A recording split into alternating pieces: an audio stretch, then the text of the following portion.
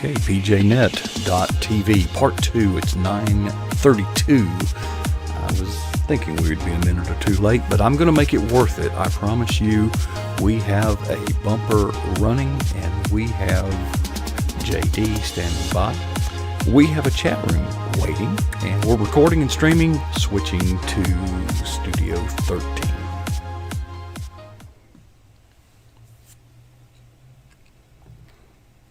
Well, welcome back to pjnet.tv. I'm your host, Coach Prasick. Those of you that were here earlier know that it's time for JD now. We had a great visit with our friend Ken Edwards in the previous segment, but it just keeps getting better and better and better.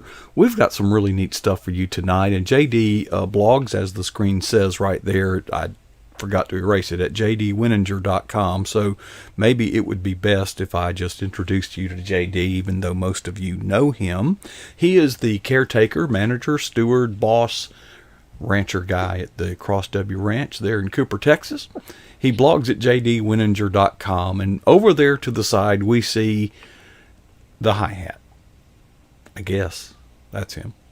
Yes, that's what I nicknamed her. Yes, sir, Coach. Hi-hat used to mean hi-hat.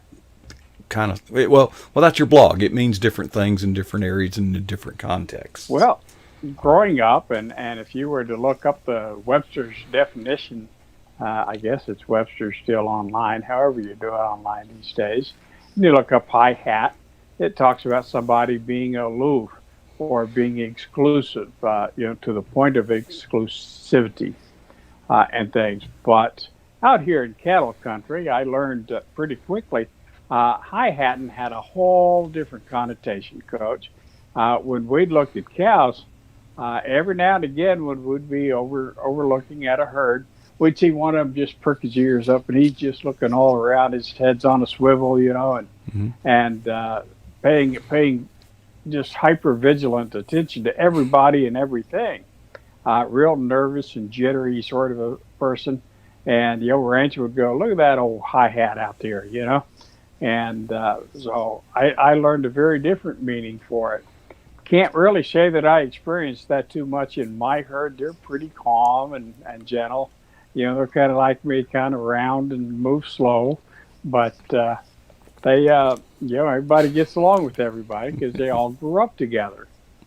But about this time last year, this little bitty wasn't even 100 pounds, I don't think. She was only about 3 months old.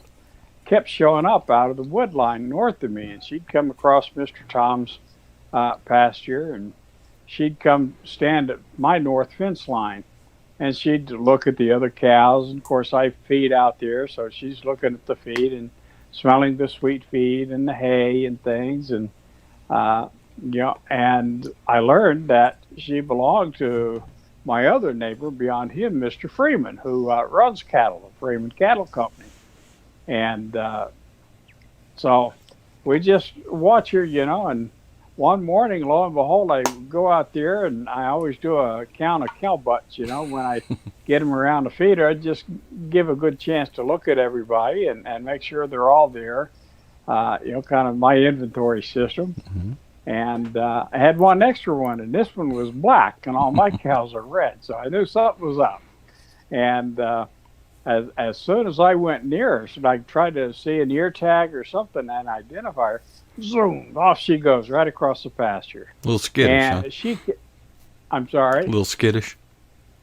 Oh, just a tad, Coach. I'll put it this way. She kept it in constant B for boogie for about 3 months with me, Coach. To the point that one afternoon I caught them all up in my small little paddock area, about a 1 acre fenced area south of my drive, and I was able to get in behind them and shut the gate. So I had all of them up there. Most of my cows and little hi-hat there. So I said, this is a good chance. So because I knew she wouldn't come anywhere near me, I called my cows up, and they just all respond because they think food, right? Papa's coming. Mm-hmm. And they all came, and I got them out through the gate one at a time. So it was just me and old hi-hat, and she's at the other end of that acre away from me, right? Ain't going to have nothing to do with it. So I called Mr. Blair up on his cell phone and say, "Why don't you come rope this little calf and drag it home, you know?" And he said, "Well," he said, "I can't rope that thing from a horse, Jim. She's so wild and crazy, Mm-hmm. that she'd probably break her neck, if I tried to rope her from a." He said, "Reckon you could just hang on to her for a little bit, and then when you get her in your feedlot, we can run her through the barn and load her up in a trailer. It'd be a lot safer for her and us, because she's wild and crazy." I went, Mm-hmm. "Yeah, a little bit. At 3 months old, she's probably 3 months from being wean ready, but she's Mm-hmm. old enough to start, her ruminant is working, so she can start to feed herself Mm-hmm. on grass and things." But I said, "Okay." And I moved my feeders into the feed lot, which in the winter time is always a mucky mess with mud and everything. But I'd get everybody to come in and eat each morning, except for Hi Hat. She'd stand out there on the pool bank about 200 yards from me. Mm-hmm. And if I was in that feedlot, she wasn't coming in. I just, no way. She'd book it to East Jesus someplace every time I'd come near her. So, but once I left the feedlot, she'd come in. If I come back through the other gate and tried to go close the gate in the feedlot, zoom, bang, she's gone. And just the way it was. But so I said, well, eventually she'll settle down. I just let her stay with my herd, and my little herd will teach her how to behave herself, right? Well, that didn't quite happen. The herd never accepted her. And in a few weeks, I'll have a post about the welcoming, and I'll explain more of that, Coach. But they let her kind of hang around. Mm-hmm. But what was interesting is I noticed that she was always on the perimeter of the herd. Right. She would never be in that center circle with the other mamas and the other calves, even though she's about the same size as some of my calves. They didn't protect her like they did Right. the herd's calves. So I thought that was kind of interesting. But she did gentle some, to the point that she'd come up to the feeder when I was still pouring the feed in, and she'd wait and behave herself like the other cows. But it ended up 7 months, and finally came weaning time, and she'd hang around with my calves, my boys. So when it was getting time to brand them last summer, the end of last summer, then I was able to get her caught up in the feedlot and in the barn with them. And then I was able to get them separated into my working tub, and we could work them. And she was left alone in the barn and just settled down. And then the cowboys that were working with me goes by his place in Ben Franklin, so they just loaded her up and took her with them, and when they went, and she got back home. But it took like 7 months for me to wrangle this little cow and coerce it into being caught so that I could get it loaded and out of here. In the meantime, it's eating my feed, my hay, and one of my commenters said, "Oh, it only got a little bit of feed." Well, it Mm-hmm. gained a little over 100 pounds while it was with me, so it didn't starve none, you know. But that was the legend of Hi Hat, as I call it, and I likened it to how this COVID pandemic in the past year now has done much the same to us. We're all hyper vigilant. We never see people smile at us again anymore. People keep their heads down when they walk and they talk to you. They don't look you in the eye as much. No more shaking hands. What is it, Mr. Del Didway does a elbow bump or something? Yeah, I thought a salute would be a Uh, good idea. no, I'm sorry. I want to hug you. I'm a hugger, Coach. So, Well, yeah, short of that. Yeah. especially all my little church mamas at our church. All those sweet little old ladies in the pews. I miss those hugs, Mm-hmm. Coach. I miss that interaction and the fellowship, just laughing and joking with the fellows before church, and things. And even though we're way out here in the country, and we can go to the feed store and we don't wear masks and things, uh, there's still that air of apprehension about things, Mm-hmm. and people are way more cautious. People stand from you at a distance. They don't get right up to you anymore, and things. So the way that we interact with each other has changed. Fellowship in our church has changed. The kids can't visit, and family can't visit. We've missed birthdays and holidays and different things. And all that leaves us feeling a lot like this little calf. We're just kind of on the outside looking in, and it makes us pretty nervous and jittery and uncomfortable. So just kind of wanted to share that, and just solicit people's opinions and thoughts. And it seems a lot of folks are agreeing with me. There's a lot of us out there that miss that human interaction that we normally have. So here's hoping we get that back real soon, Coach. Well, a couple of note that stood out. There's a lot of interesting comments in the chat room, but here's one that I wanted to make sure you knew of, which I know you'll go back and read them after we get off the program Yes. here. But JD was fostering. Okay, I'm a foster rancher. I Foster like rancher. Yeah. If I could, I'd like to comment on the the social and cultural and the implications for the church body.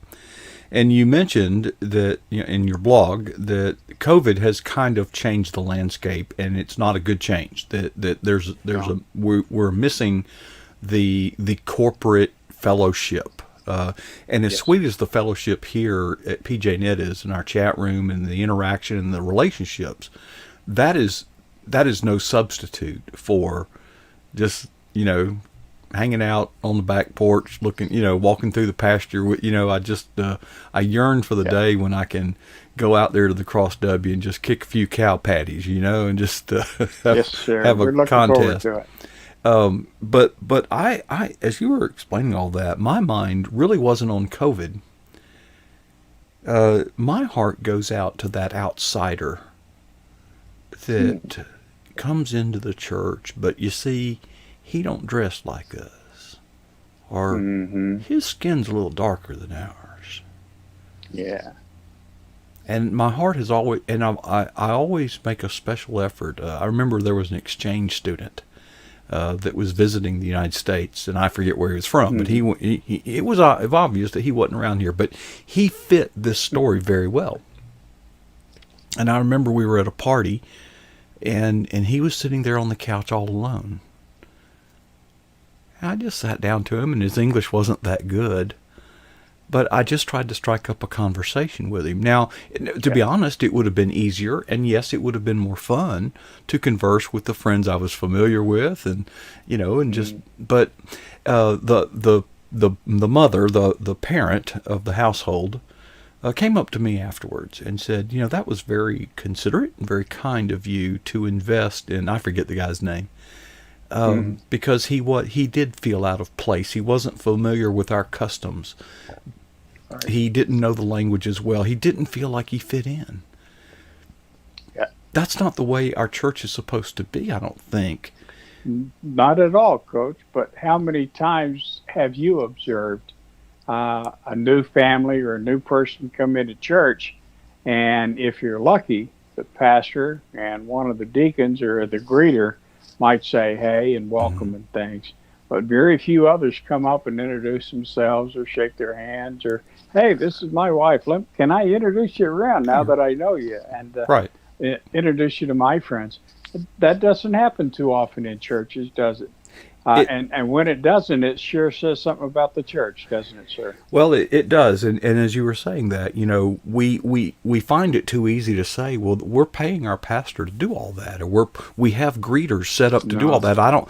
Folks, that is not, no, Not a big position. Right. That does not admonish. What's the word I'm looking for? That doesn't excuse you from taking action. Now, that there also is sometimes the other extreme. At a church I was at, there was this one couple that would just smother them, to the point they wouldn't meet anybody else. I'm reminded of a story, true story. I love telling stories. I was asked. I was the disaster relief director, for our association. So our association has an annual meeting, and I was asked to pray, to do the opening prayer. which that's an honoring thing. And I rode my motorcycle up to this wonderful big mega church, so I've got my gear on, and I walk in, and I'm met by the usher, and he immediately kind of points me up to the balcony. Well, about that time, I hate to use the word secretary. That's not a good word now, but the secretary. We were good friends, and Sherry was her name. She said, "Mark, I'm glad you're here. Come sit with me." So she's sitting with a friend of hers, and I sit down. So I'm at the outside, so I can easily make my way down the aisle at the appropriate time. Mm-hmm. So I sit down. Well, she later told me that the woman next to her was whispering in her ear, "Who is that guy?" And she whispered back, "That guy will be opening our meeting in prayer." Yeah. And, people that are on the outside, there may be several reasons, maybe, but think about it. For some people, look at it through their eyes. If this is what church is, do I want any part of this? They're no different than the world. And those are the thoughts that went through my mind when you were spinning the yarn of hi-hat, is that outsider, that's not really part of the fold. We need to be sensitive. We need to be open. We need to be welcoming.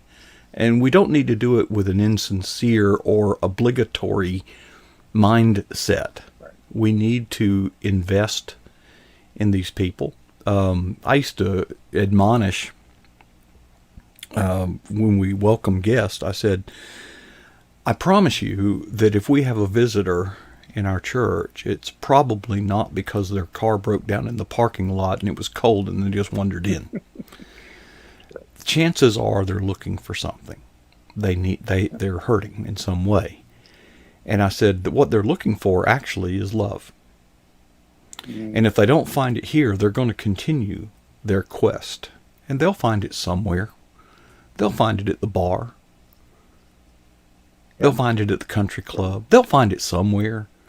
So as the church, I think we need to examine ourselves, each of us individually and corporately as a church. How do we treat the hi-hatters? Good thoughts, Coach. Good thoughts indeed. I took longer than I wanted to on that. Folks, I'm going to put that website address back up on the screen just for a moment. JD blogs every Wednesday at that address, and I have never read a blog of his and said that was a waste of time. They're usually darn good. But I want to turn the page in the few minutes we have left to tease you. For lack of a better word. It's a good way to put it. No, let's take a different approach. In our chat room, as often you will find, is Jack Foster. He is here. Well, let's tie it into hi-hat. Jack Foster is part of the PJNet family because Ben Cooper reached out to him and invited him. It's that simple.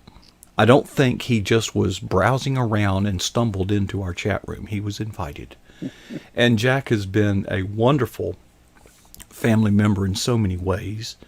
And he is a children's literature illustrator, among other things, I guess, and he's been on our program. But I really was blown away when, 2 weeks ago or even a week ago? I don't remember. Last week. Last week, you were sharing the story about how amused Michael was that you were praying over your cow. Giblets, the cow. Well, lo and behold, within, not too long, a day or two, whatever it was. Oh, the next day. Yes. The next day on the internet, and I'm going to just, I'm going to do something a little unusual here. Y'all forgive the freakiness of this. I'm going to disappear. And you'll still be able to hear me. But that Jack Foster just rendered that illustration, and you can't really see all of it. I hope that you'll find it on the internet. It's under JD's Facebook page or profile. But But Jack, that's almost like an offering. Sure was. What a blessing.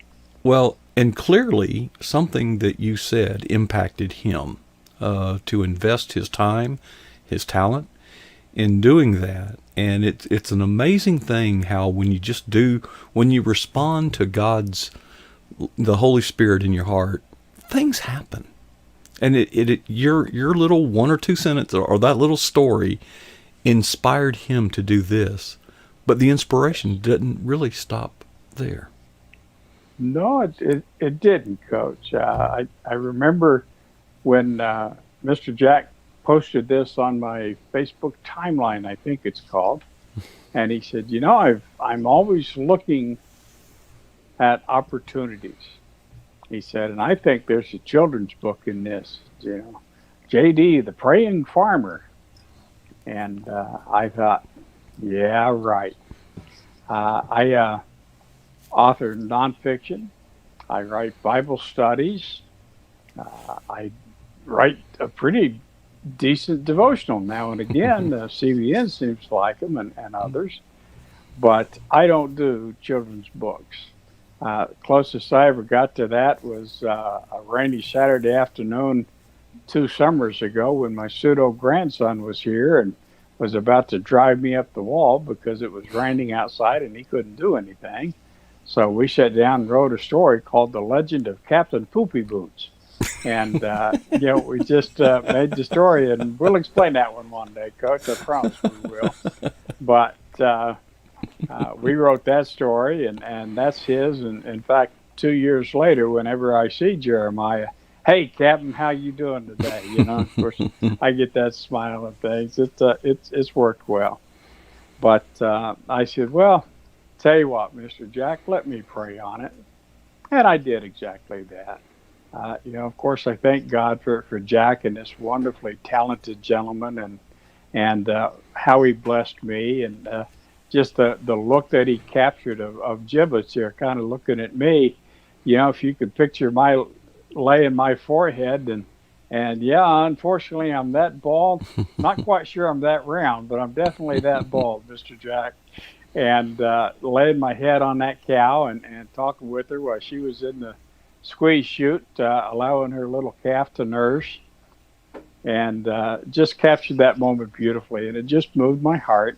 So I thank God for that. And I said, God, I don't know what you want me to do with this or what you want Mr. Jack to do with this, but I'll always listen to you, Father. And I kind of left it at that.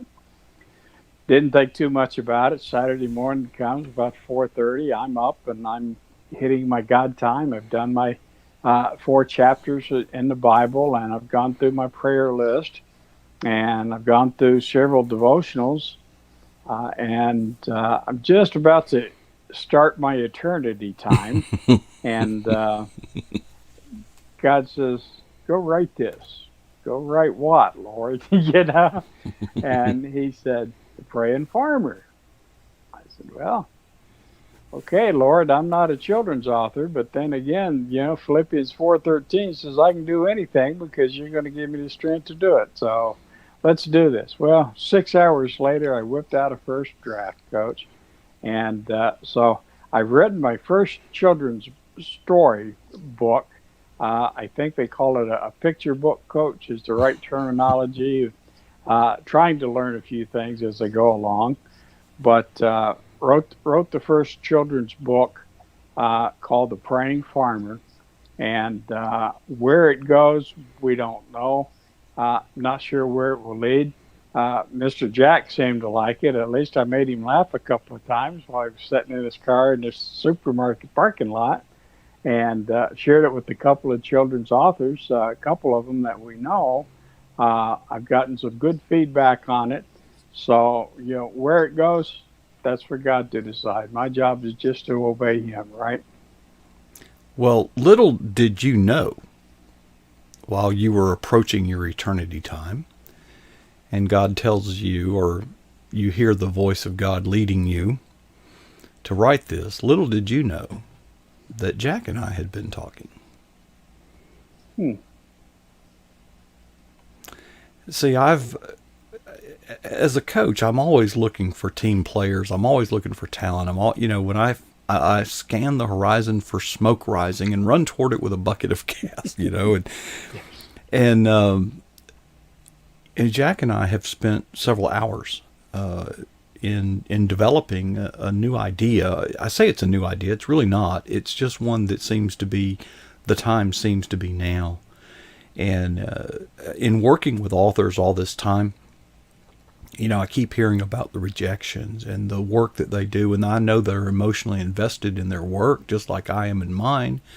And when you get rejected, that really hurts. And rejection after rejection, and soon they turn to self-publish and find out the economic realities and the investment that's required. And sometimes, if that amount of money was a cure for cancer, they probably couldn't afford it. So they feel that, why, Lord, did you have me do this? Because now this work is sitting on the shelf collecting dust years later. So I thought there's got to be a lot of content out there that's wholesome Christian content for children. And I love doing videos, and animation is something that fascinates me. And I thought, but I can't do an animation because I'm not an illustrator. Yeah, I'm not an artist.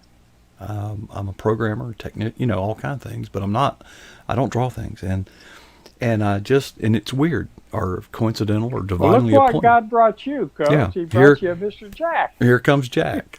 So Jack and I are talking, but together we're looking at piloting an idea that basically would be Veggie Tales. And I said I'd tease it. I'm telling more than I would normally do if it's a teaser, but I trust you all, and I value your opinion, and I value your prayers, and I know that I speak for Jack and JD as well. But folks, this is a huge, huge undertaking, not financially necessarily, but the investment of time, the hundreds and hundreds of hours that would go into rolling this out. But I just envision that our children, as we just heard in the last segment, we've got to bring those children up in the admonition and fear of the Lord. And, Veggie Tales is beyond if the lowest rung on the ladder is out of reach, that's not an effective ladder. So that's a little bit out of reach. But it is, I can assure you from the initial research that I have done and the conversations that Jack and I have shared. And the odd thing is when you take JD, Jack, and Coach, you've got a lot of testosterone there, And to think that we're going to be doing children's literature with Christian children's literature, it almost has to be a God thing.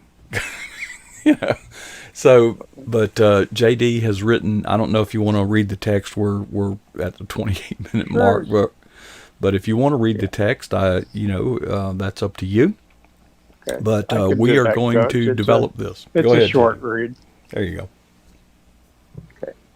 So, again, we decided to title the book, of course, everything's working. This is draft, but The Praying Farmer, as Mr. Jack suggested. So, as the story goes, one day God whispered to a man and his wife, move to Texas, buy a farm, have adventure in life. They did what God said and announced with a glow, we'll build a ranch and make it our home. Then we'll ask God to bless it and help it to grow. Arising each morning before the sun, the old farmer says his prayers before the chores can get done. The old farmer drove around and stopped on his land. To build a ranch, he needed a plan. He lowered his head and began to pray. Lord, I need your help today. There's fencing and plowing and planting to do. I'll never make it unless I lean upon you. As he looked around and began to plan, he asked God to teach him to bring helpers and friends. He prayed with each chore for God to keep him from harm, to help him and his wife with their little farm. When the fences were built and the gates were all hung, the old farmer smiled, thinking he was all done. Then he thought, our ranch needs a name. one giving glory to God and giving him all the fame. He said to his wife, "We must have a brand. It must be unique. It needs to be grand." They thought and then prayed together. They wanted a name that might last forever. Finally, God said, "Cross W is this brand. If you put me first, then I'll bless this land." Each day the farmer drives his big red tractor. He prays that his fields grow the feed that he's after. He, from seeds he sows grass, clover, and wheat. They are the plants that his livestock eat. He prays when he plants, then prays for rain. He watches it grow and turn into grain. When it gets tall and the sun's out all day, the farmer prays it stays dry so he can make hay. After it's cut and dried on the ground, the farmer makes bales, both square and round. They're stacked in the barn for when winter comes. The grasses don't grow when it's cold or snows on the ground. He puts out the hay on cold winter days. The animals keep eating the grass that way. The farmer's best pal is Bubba the dog. He stays with the farmer even in rain, cold, or fog. Bubba helps the farmer feed everyone. He's always ready when the day starts at dawn. He rides with the farmer or follows the wagon. When you give him a treat, his tail goes to wagging. He protects all the others from prowlers around. He even protects kitties that live on the grounds. He barks and he growls, but he's really quite chummy. He gives you big smiles when you rub his tummy. There's lots of barn kitties. Some have a name. The farmer prays each one stays safe. He loves each the same. The kitties live in the barn and sleep in the hay. They like to play tag and catch mice all day. The mice like to come and eat the cow's food. The farmer doesn't like mice. They give him a foul mood. The oldest kitty is Bandit. She is their queen. She is gentle and sweet and never is mean. Bandit sits on her throne up high in the hay. She jumps into the farmer's arms when he visits each day. He holds her and pets her, and then he prays that she'll catch many more mice on this day. Donkeys, Magic, and Elpiece live on the land. They stay with the cows, giving the farmer a hand. Magic's a boy, they call him a Jack. Elpiece means hope. There's a cross on her back. They run, jump, and play all day. They talk to the farmer. They call it a bray. Ee-aw, ee-aw, ee-aw. You gotta have the donkey sounds. They watch over the herd while the cows sleep and eat. They never wear shoes. They've got hooves on their feet. When they spot coyotes looking for prey, they snort and they holler and let out a bray. They stomp their feet and run like the wind. They scare the coyotes clean off their land. There's animals with halters and some wear a saddle, but the biggest of all are his red, fuzzy cattle. They eat grass all day, they sleep and they moo. Sometimes his farm sounds a lot like a zoo. Some cows have white faces, long tails, and big ears. The neat thing about cows is that they have a baby each year. Each calf, when born, weighs about 60 pounds. Within minutes, it's standing, then running around. They stay close to Mama until she tells them to stay. She moves out her orders, and the calves, they obey. The milk that cows give can make cheese and butter. The farmer's cows feed their milk to their calves through their udder. The old farmer says his prayer each morning and night, sometimes praying for hours with all of his might. He prays for his wife, his family, his friends. He prays for his crops, his nation, and land. He places their care into God's loving hands. Each day as the farmer does all of his chores, he prays He stops and prays with each animal, for it's them he cares for. He prays for their health and that they have fun. He prays for each one to have a daughter or son.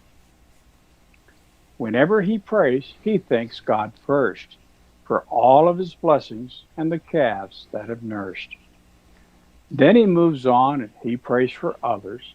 He prays for the animals, the calves, and their mothers.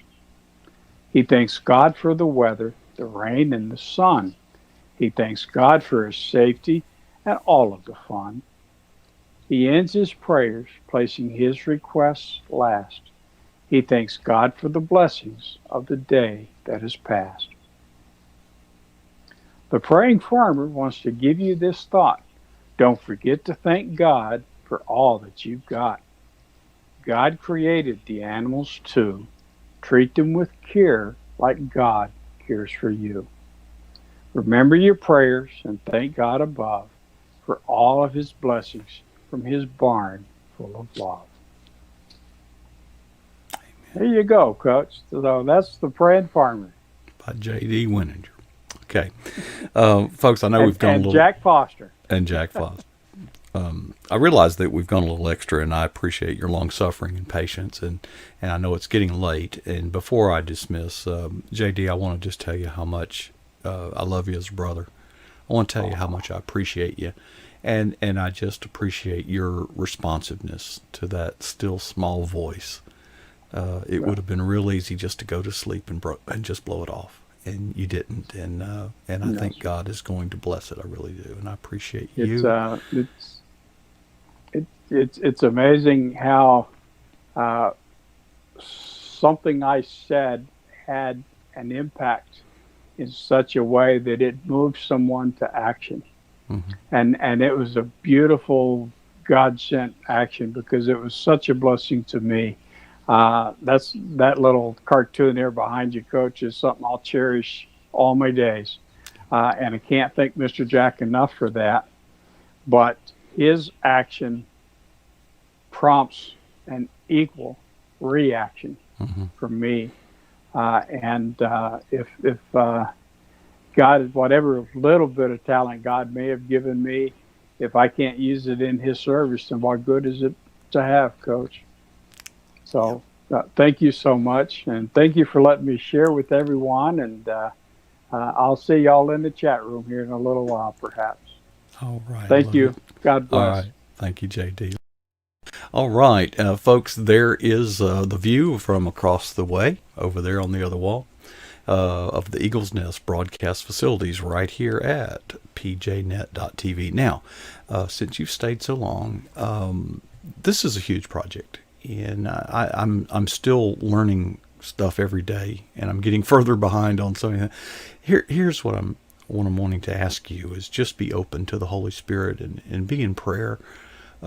There's a lot of hours, a lot of work that goes into this, and there's some things that we are going to need that we don't presently have. And I'm going to just keep moving forward in faith, but we are going to need children's narrators. We're going to need male voices, and we're going to need female voices. We're going to need writers. You know any writers? What if I told you that I would like your help and there's no promise of any money?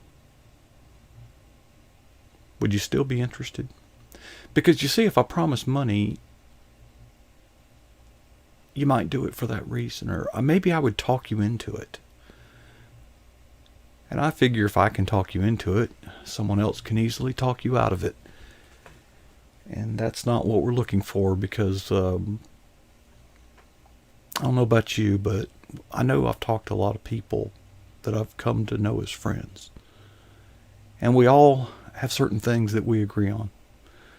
And we want to leave a legacy. That's more valuable than money. So be open to the Holy Spirit. If you'd like to be involved in this project, I'd be glad to share with you some of the details. We don't know all that there is to know. But we're just moving ahead in faith, and I just am excited about it for some reason. You know, when you get to where you can't sleep and you it's almost like you're addicted to it. It's like crack cocaine. All you can think of is that next fix, and everything else kind of goes to the wayside. You may have noticed we're behind on highlight videos, way behind. Well, it's because, well, this is, now you know why. It's not laziness. Okay, say that.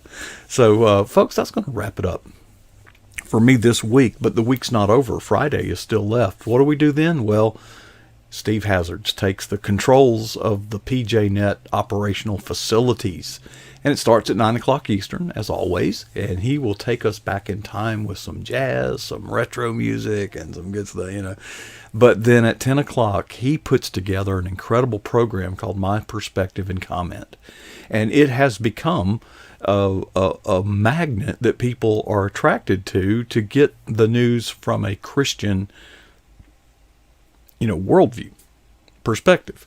And we look forward to that tomorrow night, and that starts around 10 o'clock. It can vary because he has to upload it, and there's some mechanics there, but it starts about 10 o'clock, somewhere around there. So we would love to have you join us for that right here at pjnet.tv. So that does wrap it up for me anyway this week, and I'll leave you with 2 questions to ask yourself.